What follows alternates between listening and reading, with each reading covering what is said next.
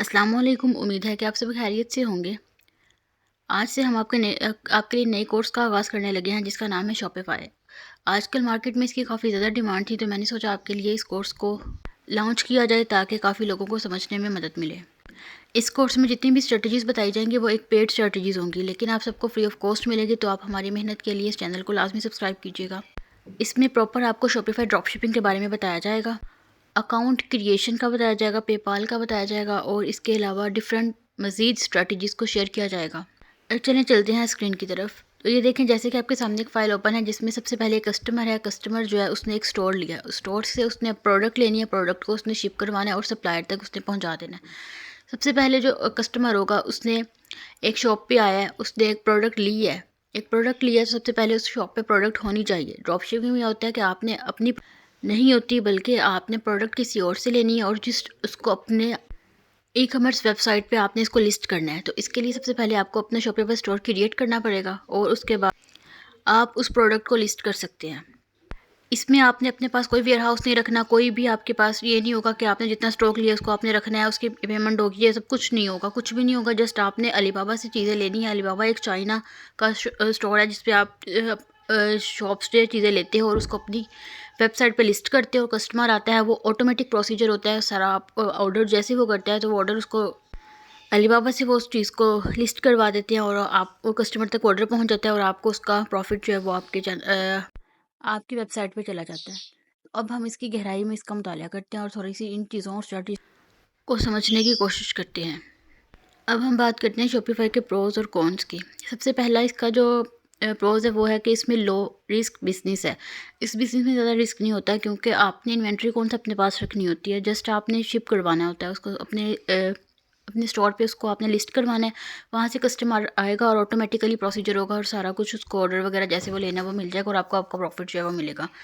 तो ये low risk business होता है, यानी कि you only pay for good sold to customer. आपको सिर्फ उसका पे करना है जो चीज़ आपने कस्टमर को दी है, उसको पे किया है।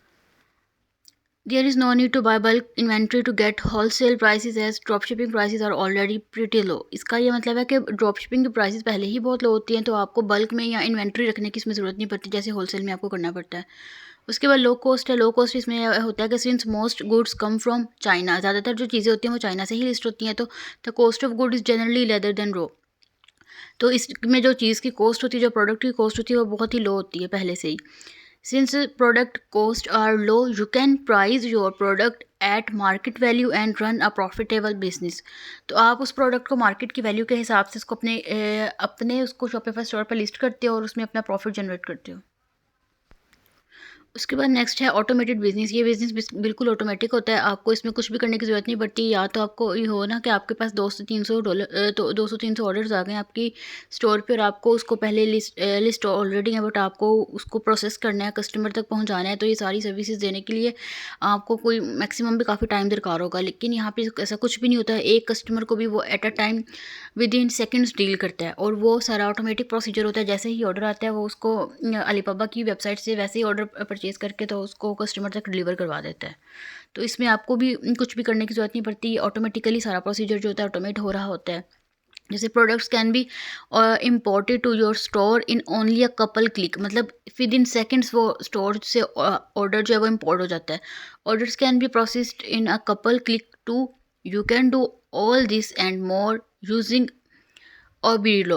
ओब्रीलो में एक वेबसाइट है, एक ऐप ले लें आप, जिसमें विद इन कपल्स ऑर्डर जो है वो प्रोसेस हो जाता है। आगे जाके इसको पढ़ेंगे कि इसमें हम काम कैसे करते हैं और ओब्रीलो है क्या। उसके बाद है potential to change your life around. ये आपको इतना पोटेंशियल देता है कि आप इर्द गिर्द की ज़िंदगी को, अपनी लाइफ को चेंज कर सकते हो। उसके बाद नेक्स्ट प्रोसीजर इसका है ईजी टू स्टार्ट। इसको स्टार्ट करना बेहद आसान होता है। You will be able to start selling the same day you sign up. जब आपने इसको साइन अप किया ना, आप उसी दिन इसको इसमें सेलिंग कर सकते हो। Product can be imported quickly and since you don't worry carry inventory you can start promoting them right away. इसमें आपको अपनी इन्वेंट्री रखने की भी ज़रूरत नहीं पड़ती कि आपको कोई वेयर हाउस वगैरह चाहिए आप इन्वेंट्री स्टोर करने के लिए, ऐसा कुछ भी नहीं होता। इसलिए जैसे ही आप अकाउंट इस पर साइनअप करवाते हो उसी टाइम पे आप इसमें प्रोडक्ट को सेल करवा सकते हो। इसके बाद नेक्स्ट प्रोसीजर है व्हाट कॉस्ट डू आई इनकर, मतलब कि कौन कौन सी कॉस्ट को आपको इसमें इंक्लूड करना पड़ेगा। कुछ लोग होते हैं जो कहते हैं कि बस हमें जितना भी प्रॉफिट आया ना वो हमारा अपना प्रॉफिट है, हमें इतना ही इसका होता है, लेकिन इस तरह नहीं होता। शॉपिफाई में आपने अगर प्रोडक्ट की कॉस्ट तो ऑटोमेटिकली इसमें कन्कर होती है, जो प्रोडक्ट आपने जो सेल किया उसकी कोई ना कोई कॉस्ट होगी, जो कस्टमर ने पे की है वो आपको उसको देनी पड़ेगी। लेकिन आपने जो फॉर एग्जांपल अलीबाबा से आपने वो जो प्रोडक्ट है वो $2 में लिया और उसको अपने आपने शॉपिफाई स्टोर पे $10 का लिस्ट कर दिया, तो आप सोच रहे हो कि बाकी $8 आपका प्रॉफिट है, बट ऐसा नहीं होता। इसमें शॉपिफाई ने अपनी भी कॉस्ट रखनी होती है जो ऑलमोस्ट इसकी 40% तक की होती है, 30 to 40%। उसके बाद प्रोडक्ट की कॉस्ट ऑब्वियसली काउंट होगी इसमें। ऐड कॉस्ट लगती है, ऐड कॉस्ट में मतलब आपने आपके पास कोई कस्टमर तभी आएगा ना जब उसके ऐड आप फेसबुक पे रन करवाओगे, तो ऐड कॉस्ट भी लगती है। तो इसका ज़्यादातर प्रोबेबली यही चांसेस होते हैं कि पहले दूसरे मंथ आपको कोई भी प्रॉफिट ना हो, क्योंकि आपकी जो ऐड कॉस्ट है वो भी इसमें काउंट हो रही है। उसके बाद ऐप कॉस्ट लगती है। ऐप कॉस्ट में ये डिफरेंट ऐप्स को हम यूज़ करते हैं जिनकी अपनी कॉस्ट होती है, जैसे अली रिव्यूज़ है, सिक्योरिटी, सोशल प्रूफ है और अनस्पेल ऐप्स हैं। उसके बाद ओबीडो कॉस्ट है। ओबीडो भी एक ऐप होती है जो कि वैसे तो फ्री वर्जन इसका हम यूज़ करेंगे, अवेलेबल होता है, बट इसकी अगर इसकी भी कॉस्ट होगी। उसके बाद पेपाल की जो फ़ी होती है उसमें भी 2.9% जो होती है वो अमाउंट उसको पेपाल जो है वो लेता है। उसके बाद शिपिंग कॉस्ट है, मतलब जो शिप करवाया है उसका डिलीवरी चार्जेस भी होंगे। अगर उसके डिलीवरी चार्जेस नहीं है, फ्री ऑफ कॉस्ट है, तो फिर ये काउंट नहीं होगी, लेकिन अगर उस प्रोडक्ट के कोई ना कोई डिलीवरी चार्जेस हैं तो फिर ये कॉस्ट भी उसके अंदर काउंट होगी।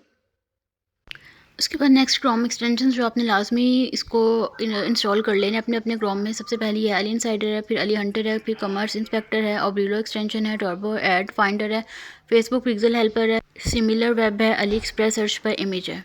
तो ये जितने भी एक्सटेंशन हैं नेक्स्ट क्लास से पहले पहले तक आप सबसे रिक्वेस्ट है कि इसको इंस्टॉल कर लें। नेक्स्ट हमें आता है कि ड्रॉप शिपिंग जो है वो सैचुरेटेड है, तो पीपल इसमें फिर अगर ये सैचुरेटेड नहीं है तो इसमें लोग फेल क्यों हो जाते हैं। ऑलमोस्ट कुछ लोग जो होते हैं ना इसको स्टार्टिंग से पहले ही एंडिंग पे ले जाते हैं, वो बहुत ज़्यादा डिसअपॉइंट होते हैं।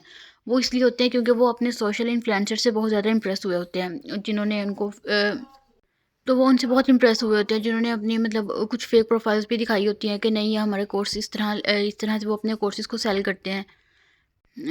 वो मे बी इस तरह नहीं होता कि वो फेक ना हो भी रियल भी होता है, जो अपनी लैम्बोर्गिनीज़ की और इस तरह अपनी गाड़ियों की तस्वीरें लेकर यूथ को इंप्रेस करने की कोशिश कर रहे होते हैं, और यूथ ज़्यादा अट्रैक्ट भी इन्हीं चीज़ों से होती है। लेकिन उन्होंने अपने पीछे की जो स्ट्रगल्स होती हैं वो इसको नहीं दिखाया होता, क्योंकि हर चीज़ एक स्ट्रगल मांगती है, हर चीज़ में स्ट्रगल लगती है। उन्होंने अपनी पिछली स्ट्रगल्स को नहीं दिखाया होता, जस्ट जो चीज़ें शो करवा रहे होते हैं वो आवाम उनसे इंप्रेस होती है। तो वो बस ये होता है कि हम जल्दी जल्दी इसमें पैसा कमाना स्टार्ट कर दें, जैसे ही हम कोर्स में इनरोल हों फ़ौरन से हमें पैसे आना शुरू हो जाएं बगैर मेहनत के। ऐसा नहीं होता, हर चीज़ एक स्ट्रगल मांगती है, एक प्रॉपर चीज़ें मांगती है। अगर आप अपने इन्फ्लुएंसर से इतने इंप्रेस हुए हैं, मैं भी बहुत से इन्फ्लुएंसर से इंप्रेस्ड हूँ, बट आप उनके बैकग्राउंड की जो एक एक कोशिश है, एक एक उनका जो स्ट्रगल है उसको भी देखा करें कि वो एक एक चीज़ मैटर करती है। फिर ही एक सक्सेसफुल इंसान जो है वो इस चीज़ पे होता है, जो वो आपको चीज़ अपनी दिखा रहा होता है, तो वो फिर रियलिटी बेस में आती हैं, वो आते ही फ़ौरन से उस चीज़ पे नहीं इम्प्लीमेंटेशन होती है। अब मैं आपको पिछले लास्ट 5 ईयर्स का शॉपिफाई का बता देती हूँ कि ये 2016 में स्टार्ट हुआ था। 2016 में इसकी इतनी ग्रिप नहीं थी और ना ही कोई इसे जानता था। तो 2016 में जो शॉपिफाई था वो था स्टार्टिंग में था। अब 2024 है, तो अब इसकी वर्थ जो है वो बढ़ती ही जा रही है, कम नहीं हो रही। मतलब लोग इसकी तरफ ज़्यादा कन्वर्ट हो रहे हैं, 70-60% लोग जो हैं शॉपिफाई की तरफ आ रहे हैं। मैं अब आपको एक ग्राफ की मदद से शो करवाती हूँ। ये देखें शॉपिफाई की जो लास्ट 5 ईयर्स का ट्रेंड है। ये 2015 से है, फिर 16 है, 18 है और फिर 19 है। और ये देखें ये ग्राफ जो है अप ही जा रहा है, मतलब कि दिन ब दिन इसका ट्रेंड जो है वो इंक्रीज़ होता जा रहा है, लोग इसकी तरफ काफ़ी ज़्यादा शिफ्ट हो रहे हैं। तो इसलिए ये कोर्स सिखाना का मकसद भी यही था कि आने वाला जो दौर है वो शॉपिफाई का ही है, शॉपिफाई अमेज़ॉन का। अमेज़ॉन में अभी कंपटीशन बहुत टफ हो गया है, तो इस वजह से लोग ज़्यादातर जो है शॉपिफाई की तरफ कन्वर्ट हो रहे हैं। लेकिन आपको शॉपिफाई में ये माइंडसेट लेके आना पड़ेगा कि आते ही आपको पैसा नहीं मिलेगा, आपने स्ट्रगल करनी है ज़्यादा से ज़्यादा 6 महीने, 3 महीने, 6 महीने। और उसमें जो सेल्स वगैरह आती हैं वो सारी आपकी जो प्रॉफिट वगैरह मार्जिन आता है वो सारा आपका अपना प्रॉफिट नहीं होता। उसमें अमेज़ॉन की प्राइस भी, मतलब शॉपिफाई की अपनी प्राइस भी होगी स्टोर की, वो अपने परसेंटेज रखता है। जो प्रोडक्ट है ऑब्वियसली वो प्राइस भी काउंट होगी, पायनियर भी प्राइस लेगा।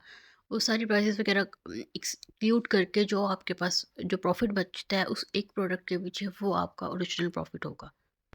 जो लोग सिर्फ पैसे का लेकर आते हैं कि सिर्फ हमने यहाँ पे पैसा कमाना है, हमने देना नहीं है, तो वो 90 से 99% लोग ऐसे होते हैं जो फेल हो जाते हैं, जो इसको क्विट कर जाते हैं क्योंकि वो स्ट्रगल नहीं करना चाह रहे होते। इतनी स्ट्रगल है भी नहीं है इसमें, जस्ट इसमें थोड़ा पेशेंस चाहिए होता है। तो आप थोड़ा पेशेंस रखें और मेहनत करें, तो उम्मीद है कि आप इसमें बहुत ज़्यादा अपना करियर जो है वो आगे सक्सेसफुल बना सकते हैं। जस्ट आपने डिमोटिवेट नहीं होना, कंसिस्टेंसी से इस पर काम करना है और सारी चीज़ों को एक दफ़ा देखना है।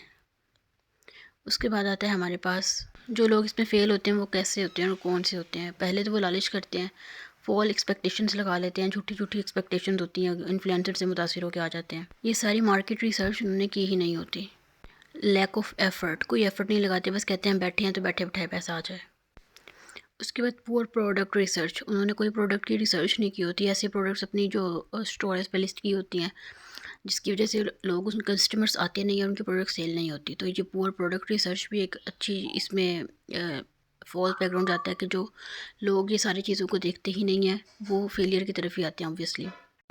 उसके बाद रॉन्ग नाइट सिलेक्शन, मतलब जो नाइट वो सिलेक्ट करते हैं वो भी गलत होती है। प्रोडक्ट की कोई वैलिडेशन नहीं होती है, गिव अप कर जाते हैं। मतलब वो उनका माइंडसेट होता ही नहीं है कि वो आगे एफ़र्ट करें या उसको पेशेंस से लेके चलें, तो वो बहुत जल्दी गिव अप कर जाते हैं क्योंकि उनका विनिंग माइंडसेट नहीं होता, उनका जस्ट अर्निंग माइंडसेट होता है। तो अर्निंग के लिए हर कोई अर्निंग ही चाहता है, लेकिन अर्निंग के लिए आपको पहले फिजिकली तौर पे सोचना भी तो पड़ेगा ना, उसका माइंडसेट ही क्रिएट करना पड़ेगा, एक पूरा टेबल ऑफ कंटेंट क्रिएट करना पड़ेगा, फिर ही आप इसमें जो है वो विन कर सकते हैं।